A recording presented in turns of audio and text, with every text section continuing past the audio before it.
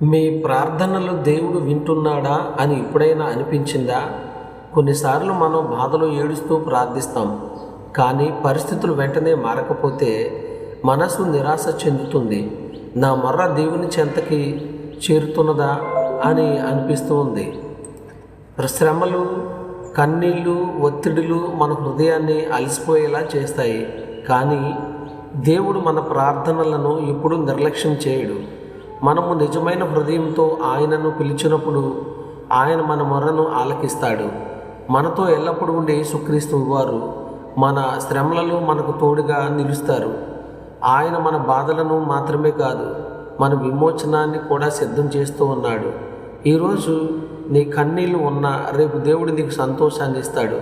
కీర్తనల గ్రంథము 34:17 ఇలా చెప్తుంది, నీతిమంతులు మొర్రపెట్టగా యెహోవా ఆలకించును, వారి శ్రమలన్నిటిలో నుండి వారిని విడిపించును.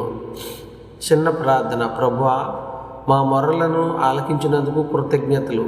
మా శ్రమలన్నిటిలో మీరు మాకు తోడుగా ఉండండి. మా భయాలను తొలగించి మీ సమాధానంతో మమ్మల్ని నింపండి. మా జీవితాల్లో మీ విమోచనాన్ని చూపండి. మీ మీద నమ్మకం ఉంచే విశ్వాసం మాకు దయచేయండి. యేసు నామములో ఈ ప్రార్థన అడుగుచున్నాం తండ్రి. ఆమేన్. God bless you all.